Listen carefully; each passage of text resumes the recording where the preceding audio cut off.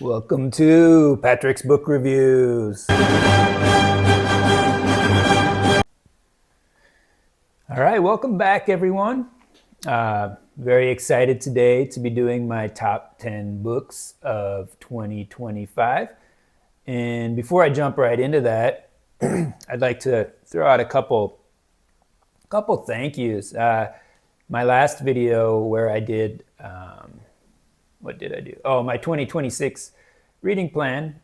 It's done quite well, relatively well for my small channel. And I do appreciate everyone who watched that video. And some of my older videos have been getting some more views as well. And I really appreciate that. And I've actually been getting some comments. That's one of the things I've been struggling to get is comments. So I'd like to thank the people who commented on any of my videos, really, but especially the last one. Kind of the first comment was from someone, and sorry, I forgot your name. I think it had a sing in there somewhere. But he or she said that intro was lit. And I had to do a little due diligence to figure out what exactly that meant. I did think lit. Does that mean on fire? But I double checked with my son and he said, yes, it did mean that. So it wasn't a pejorative, it was a compliment, so I very much appreciated that. And the second person I would like to thank is Mike from Bibliophile Reads. At Bibliophile Reads is his handle, but I think the name of his channel is Bibliophile Bookscape.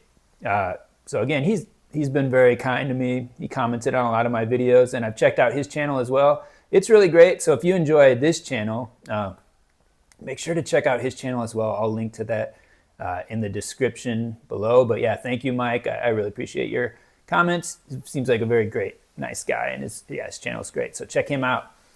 All right, so jumping into my top 10 list here. My channel has not been in existence for this whole year. It's only been a couple months. So many of the books, I had to go back and try to figure out exactly what I read in this last year. And one way I did that was I could kind of track the books that I'd read on my Kindle. And another way was just by looking through what books I had ordered. And many of the books that I thought I would include on this list, it's been like actually up to 2 or 3 years since I've read them. So my judgment of time is very bad. But when I went back over that list, I was a little bit disappointed to not find as much fiction as I was hoping to find. I think in the middle of the year I was reading a lot of nonfiction, but I did want to make this list 10 fiction books since that's mainly what I'm focusing on with this channel. And so I did that, but I'm hopeful. I think 2026 is going to be a lot stronger list when I do my top 10 books of 2026. Not to say that any of these books are bad or anything like that. It just didn't overwhelm me as much as I had hoped. You know, the top 2 are definitely books that would be in my all-time, probably top 10 or for sure top 20. And other than that, there's at least one book that would be in my top 50, number 3. But some of the other ones might not rank quite that highly, but I still think they are strong works. So I'm excited to talk about them. And let me just jump right in with number 10. So number 10 is Voyage to Alpha Centauri by, why do I always forget his first name? O'Brien. I have a lot of his books. They all say, one of them have his full name ever on it. All right, sorry. I'm going to have to look up his first name. So embarrassing. Oh, Michael O'Brien. Okay. So sorry. When I think of O'Brien, I always think of Patrick O'Brien, and I want to say that because that's my name too. But Michael D. O'Brien, I believe. So I do remember his name. But he's one of my favorite actually living authors. I was just thinking about this, and there are only really like 3 living authors that I could think of that I would say that I really, really liked. And he was one of the 3. Now he writes, obviously he writes novels, but he also has books of essays, and he's an icon painter as well. He's from Canada. And most all his books came out on Ignatius Press. This one I bought secondhand, so I don't have the the dust jacket for it. But it's kind of cool. And it's his only science fiction book. This was written in 2013, and it's written in a first-person narrative. So it's one of those books, like Dracula. It's written like a diary. It's a diary, basically. And one of the cool things about it is they actually have like the title page on the inside. That's what it's called. But it's there's the Michael D. O'Brien one a few pages back, but they made this as if it's like the journal was published, and so it has the author Ruiz de Hoyos, Neil, 2029 to 2122, and let me see. Yeah, it's pretty funny actually, and the date of publication is like from another set of years. It says 259 RP-Y, and so that's just kind of interesting. But this book, as you can see, it's his journal, and so the first journal entry is dated October 5th, 2097. So obviously it's taking place in the future. In this book, America is ruled by a very totalitarian government. It's not any kind of reflection on the current government. This was written in 2013, and so there's a mission to Alpha Centauri where they're trying to see if there's life there, basically. So they send a giant ship, and the ship, it's in and of itself, is very, very fascinating. It's huge. It's like its own city. So it's got everything you'd need inside it. It has like swimming pools. It even has like a park, kind of a central park. It's got like different floors, I think 3 levels, and each level is just filled with different things like restaurants, apartments, things like that. And so you've each got your own place to live. And it's kind of a scientific mission, and it feels like it's all for science, but it turns out the kind of leadership of the ship, I guess, or the government officials, there's some problems with them, and so things go a bit awry on the ship, and maybe perhaps there's something like a mutiny, not to give too much away, but our main character, the protagonist, he's one of the ones that's kind of figuring out what's gone amiss on the ship, what's wrong with the leadership, and they definitely make it eventually to Alpha Centauri, and then there's a question of some people possibly wanting to stay there and start a new civilization and what that looks like. So it's a real fascinating book. Like I said, this is his only foray into science fiction, and I wouldn't say it doesn't read a lot like your classic science fiction. There's a lot of like philosophical issues in this. The obvious one with totalitarianism, but there's other things. De Hoyos, the main character, he's a physicist, and he's got sort of he's like a sort of a secular humanist, and there's other people on the ship that he befriends who are kind of like a secret underground Catholic group. Like there's some priests and whatnot, but that's been banned by the government, so they're in hiding basically. And so there's a lot of stuff going on like that. So there's kind of a search for meaning. How do we find meaning? Different things like that. So it's not merely a science fiction novel. There's a lot more to it than that. It's a pretty big book, and it's definitely not fast paced. So if you're looking for like a sci-fi thriller, this is not. And I've got to be careful because I don't have physical copies of all these books, so I might skip past one if I don't. Yeah. So number 9 is not a book that I own. This would be The Stand by Stephen King. Initially, I had another Stephen King book ranked ahead of it, but I think since I've read them both, now I'm thinking I definitely like The Stand better than it. So I put The Stand in here at number 9, and it's kind of another dystopian type of thing where there's a virus that wipes out 99+% of the population in the U.S. And so this is kind of a tale of how humanity is divided into basically two teams. There's the team of good and there's the team of evil. And so it's kind of a battle between good and evil. And it's just a fascinating look at how society or how people would deal with, being wiped out and kind of trying to slowly build society back up. And there's the journey of leaving where you live to try to find other people and all the dangers involved with that. So it's a very intriguing read. I'd say of the Stephen King books that I've read, this would be the one that I'd be most likely to want to reread someday as well. So that's probably another indication that it's his best work, in my opinion, of what I've read, which is very few. And then number 8 is The Power and the Glory by Graham Greene. I also don't own a physical copy of this book. I do have another Graham Greene book, though. I forgot about that. So this is what he looks like, though, if you're interested. Very, very dapper old man. Hope I look like that when I'm old.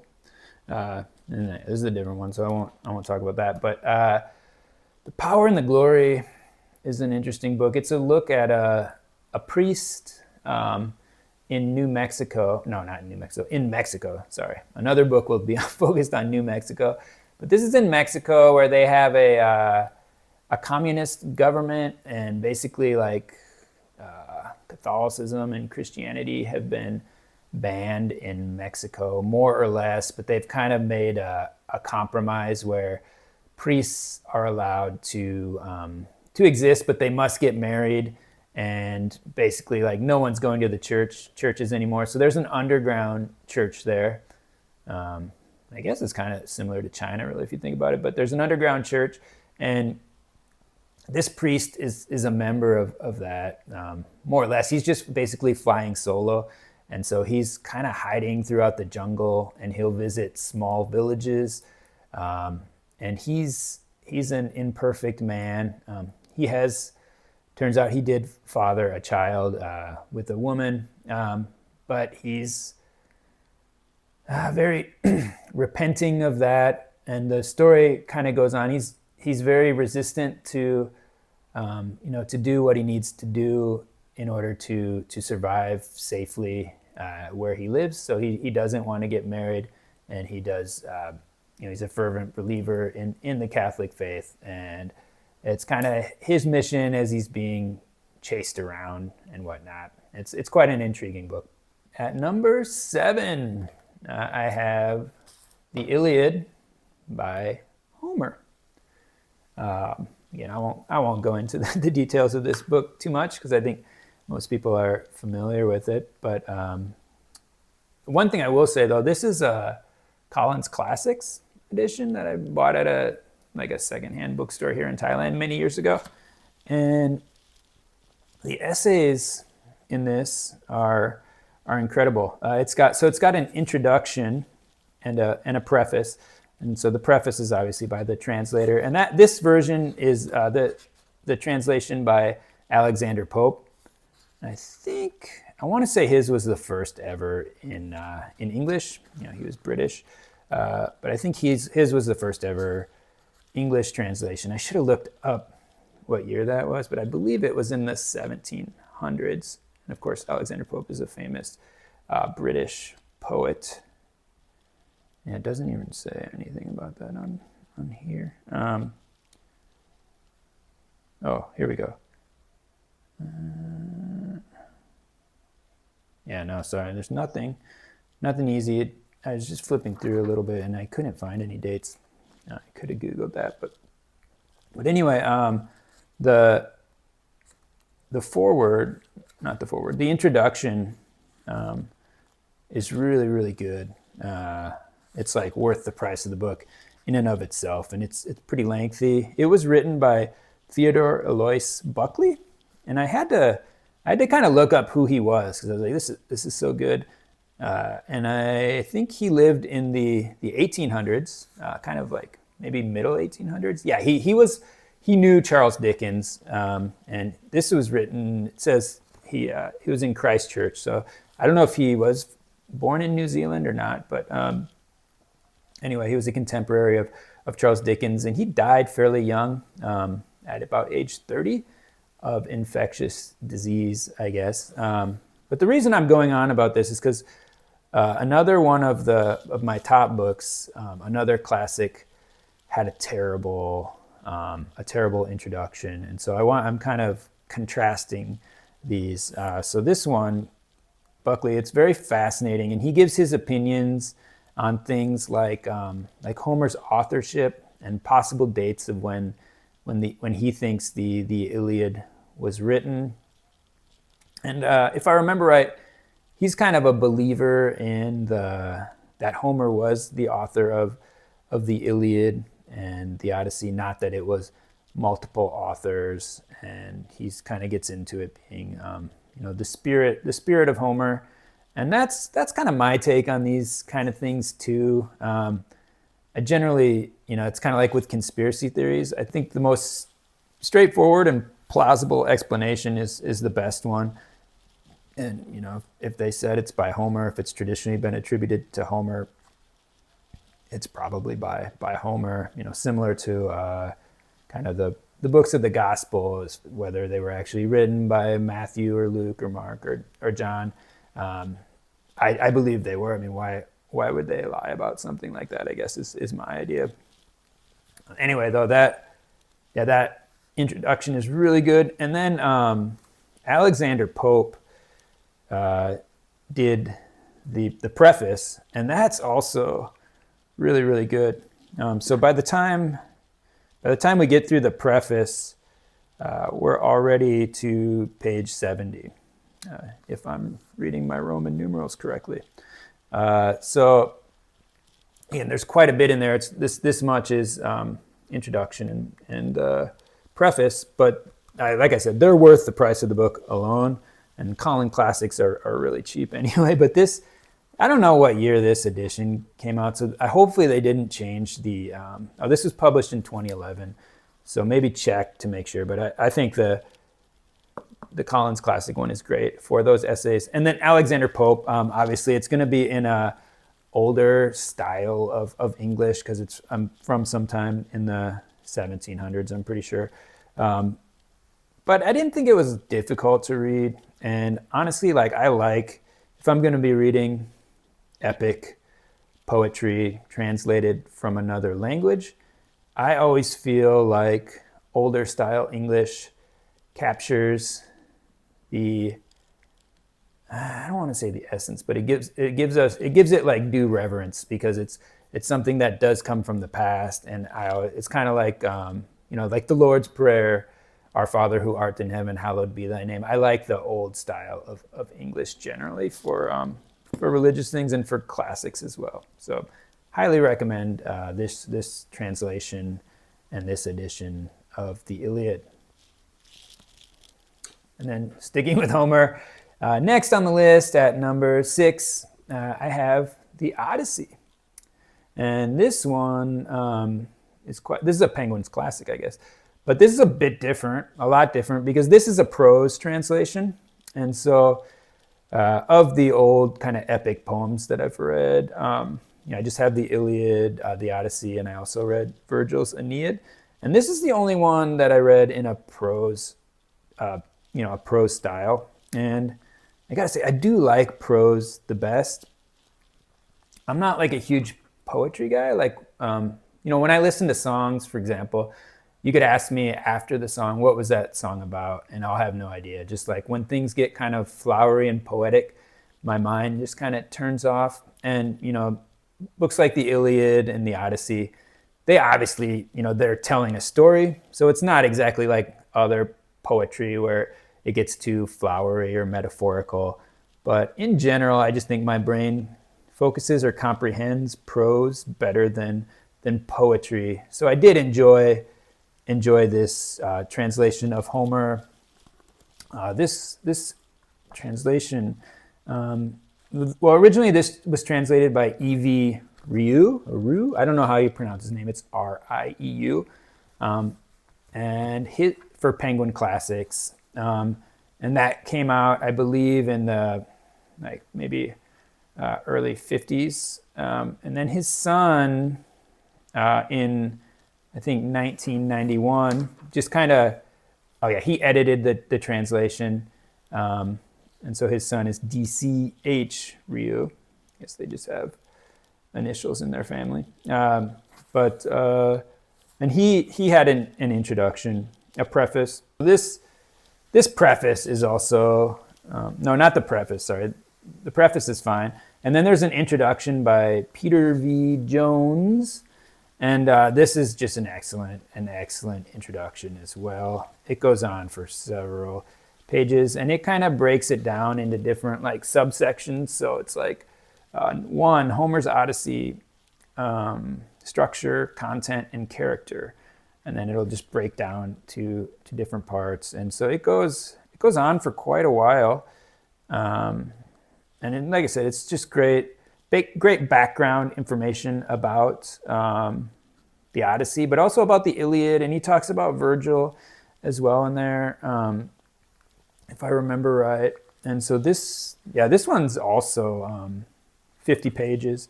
So you get quite a bit of introduction before the book. And like I said, it's quite good. The Odyssey as a story, I do like better than the Iliad as well. Just because the Iliad is a series of battles taking place, basically. And it's pretty stationary, I would say, whereas the Odyssey is more of a epic journey of Odysseus to return home after the Trojan War. And so, chronologically as well, the Iliad obviously takes place before the Odyssey. So if you're going to read both, I would recommend definitely reading the Iliad first, but I would say I'm a larger fan of the Odyssey. I do want to reread these books. I'd probably want to reread different translations. I did see, I think the guy that I was just talking about, I forgot about that. When I was researching, what's his name? The guy who wrote the introduction to the Iliad, Theodore Buckley, I saw that he did prose translations himself. So he was a translator, and he translated in prose both the Iliad and the Odyssey. So I'd like to hunt down his translations of those. I'm not sure if he did Virgil as well, but if he did, I'd like to check his out. And additionally, I kind of do want to reread this version though, because I do like it a lot. And then I'd also like to hunt down. I know William Blake. He also did a translation of the Iliad. I'm pretty sure. No, never mind. I think I'm thinking of Dante now. Ignore that. Anyway, yeah. So I'd like to hunt down those translations and read it differently. Woo! I'm all over the place. And then, okay, so the next book I want to talk about is by Willa Cather, and that's Death Comes to the Archbishop. I'm losing my voice. And so this book, I think, was written in the maybe 1920s or 1930s, but it takes place in probably sometime in the 1800s, if I remember correctly. And this is a book about New Mexico. And Willa Cather is writing about an archbishop and a priest who come from France, and they're friends. I believe they come from the same region. And so they're kind of evangelizing in New Mexico. And the archbishop, he's kind of the grand idea guy, the organizer, so to speak. The more maybe the more ideological force of the two, and the priest that works under him is more the foots on the ground guy who's traveling around. He's the more spiritual. So the archbishop's maybe represents the intellectual, whereas the priest is the more spiritual. And it's just a fascinating look at what life was like at that time, because in New Mexico, it was a challenge. This was still the Wild West, and you weren't able to easily get around and travel to the different dioceses or whatever. And so you didn't have a lot of oversight there. So the archbishop might have to come to try to correct someone, and it might be the only time he ever sees that person. And a lot of the Mexican priests were taking on wives, so that was a problem that he's trying to stop. And there was also a lot of Native Americans. And so the archbishop and the priests, they're doing a lot to help Native Americans. But of course, not everyone's coming around to the faith as well. And so this is basically just telling the archbishop's the story of his life in New Mexico. And he's also trying to build a cathedral there. It's kind of a story of their friendship and how the archbishop really misses the priest when he's out and about, which he's gone quite a bit of the time. And the archbishop has to deal with that selfish feeling of wanting his friend there, but knowing it's best for his friend to be out and about. But really, I think what makes this book so great is not so much the plot or what's happening. It's Willa Cather's ability to describe or to write landscape and also just the time period. And so you get a real feeling for the geography of New Mexico. She can explain nature in a very poetic way but it's not like overly flowery. And so her writing's just really good. It just really gives you a feel for that time and that place. And she's someone I'm looking forward to reading more of her. On my 50 books to read before I turn 50 years old, I have her O Pioneers. She wrote like a trilogy on, I think, the Nebraska plains, which I'm looking forward to reading. And I just like to read a lot more of her books. And they're available in the Library of America editions. And so I'm looking forward to reading more of her in the near future. All right, and then number 4 is The Archer's Tale by Bernard Cornwell. And this is book 1 of the Grail Quest, which is a 4-book series. I'm currently reading book 2, which is called, what's it called? Why can't I think of it? It's not Heretic. No, Heretic is book 3, which is up there. And then book 4 is 1356. Book 2, I want to say it's called Vagabond. I don't know why I can't think of the title right now, but I'll correct that if it's not. But this is a book about, it takes place in the 100 Years' War between France and England. And it follows Thomas Hookton, who is an English knight. No, he's not a knight. It follows Thomas Hookton, who is an English archer. And because of his family history, he's involved with a quest to find the Holy Grail. And he's also kind of conflicted because he just wants to be an archer in the English army. And so that's more or less what this book is about. I did a review of this book already in my book reviews for November. So you can go check that out if you want me to hear more about it. But I do really love Bernard Cornwell. He's someone who I want to read a lot more of. And at number 3, we have Shogun, or Shogun, whichever you prefer, by James Clavell. This book I'll be reviewing at the end of this month, so very soon. I just finished it. It's a great book. It's another real big book, maybe over 1,100 pages. But it's quite good. It's following the story of an English ship pilot who's shipwrecked in Japan in the year 1600. So he's the first Englishman to advance as far as Japan. But of course, the Portuguese and the Spanish were already there. And so there's some conflict there. But this is historical fiction, so it's based off a loose story. I think it's kind of softer historical fiction. And the interesting thing to me is just kind of to look at what samurai culture was like at that time. And this is a book I'm going to be reviewing soon, so I don't want to talk about it too much. I'll just talk about it in my review. So be sure to check that out. But I highly recommend this book. This is really good. The second to last book is Bleak House by Charles Dickens. Another quite large book. This is a really good book. Obviously, it's coming in at number 2. I do kind of like this cover too. This is a Wordsworth Classics. And this book there's kind of two plot lines happening in this book, and I won't go into details too much because for me, what matters most for Dickens is, it's kind of like Dostoevsky. It's a great. His plots are fine, they're great, but you're not really there for that. You're there for the characters and what the characters are telling you. And so in most of his stories that I've read, at least, there's kind of that idealistic character that's pointing you towards how you should be. And then there's plenty of examples of the kind of antagonist type characters that you don't want to be. This book is filled with them. Now, our main protagonist is Esther, I believe is her name. I can't remember, but she's an example of a very good person. She's kind of very self-sacrificing, and so she's always putting others before herself. And so she's very loving. She's very kind. And in the Dickens that I've read, that's usually his ideal of a person, which I find very similar to Dostoevsky.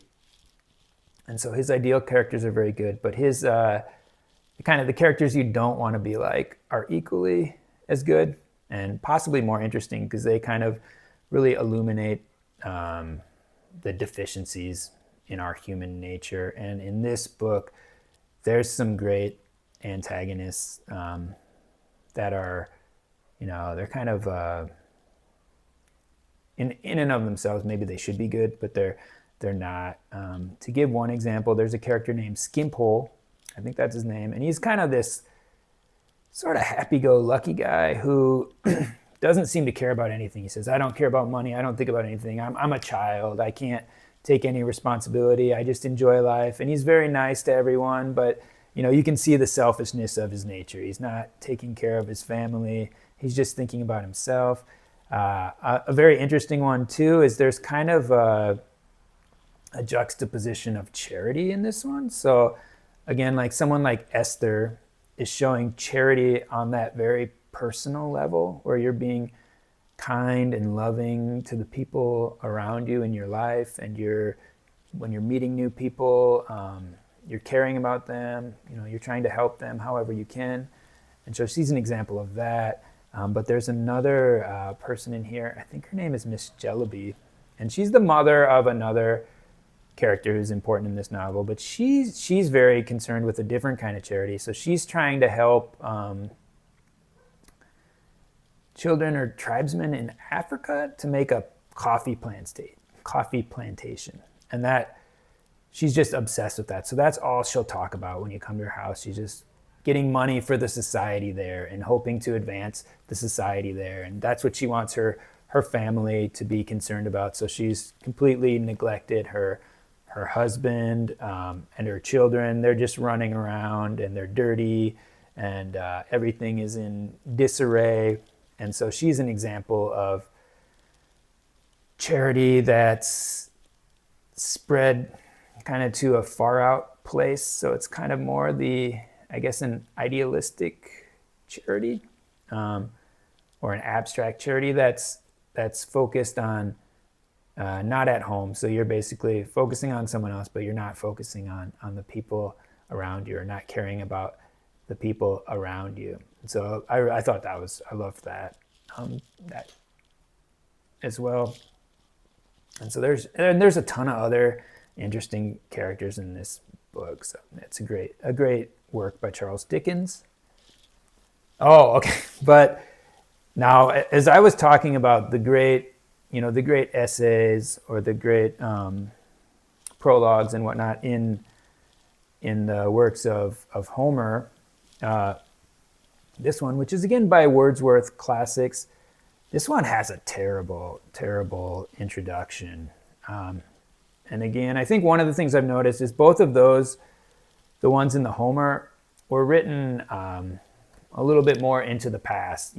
At the earliest, maybe I think 1990 maybe, but of course the ones for the Iliad were written in the 1800s or the 1700s. And so this one, though, I won't mention the person by name, but it was written by, it says General Advisor at Rutherford College at the University of Kent at Canterbury. And It was written in 2001, and I really hate her take in here. For one, I feel like newer critics, so to speak, they've always got to find something wrong with it, right? They've got to do something where they think it's maybe because of like pressure to publish and whatnot, but you've got to do something original. You've got to have some kind of original thought. And so I feel like they love nothing more than to tear an author down, or to not necessarily the author in and of himself, but the ideals of the author maybe. And so in this book, as I was saying, like to me, Esther really feels like the ideal of charity. And her take on Esther, because the parts with Esther in it are written in first person narrative. So Esther's telling you, it's through her mind. And so a few times she mentions how kind someone was, like how they complimented her, and she was undeserving of that praise. And obviously, I mean, to the reviewer's credit, she does point this out, but one take on that, which I think, again, it just boils down to the one that makes the most sense, the most logical one, is just that it's a first-person narrative. So if Dickens wanted to mention that someone complimented Esther, obviously the only way to do that would be for Esther to say that, because it's not like an omniscient third-person narrative.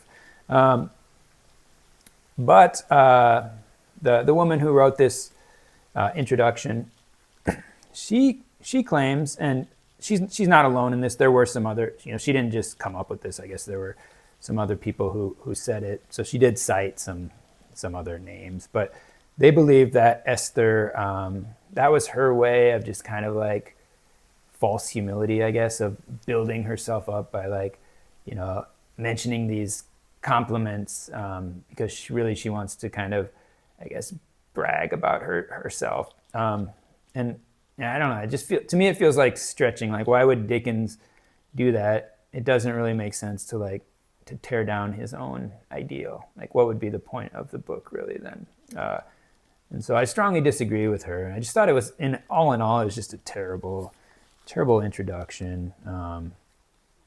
Yeah. So anyway, but it's a great book. So I guess if you're looking for an edition of this, maybe don't get the Wordsworth one if you do care about the introduction. I mean, you can just skip the introduction too. The final book. Oh, by the way, I'm going to be talking a lot about Dickens, but this will be on my worst book of the year. Never mind. So, not this book. This is the best book of the year.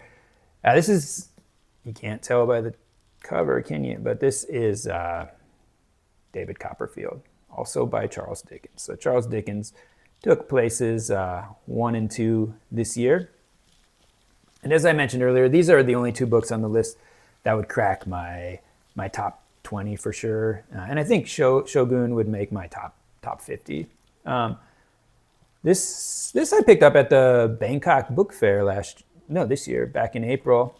And I really like this edition. It's from, look at it. It's got this cool, but this is a collector's edition. It's from the 100 Greatest Books Ever Written series by Easton Press. And so they issued 100 books back in 1979. And so I was able to pick up this edition. It does have illustrations in it as well. And I don't know, it's just cool. It's I like these old books. As far as the 100, that bookshop did have other books from this series, but none of them were really books that I cared too much about. But if I had a chance, I would definitely pick up these Eastman editions. The Easton Press editions out of Norwalk, Connecticut. Very nice.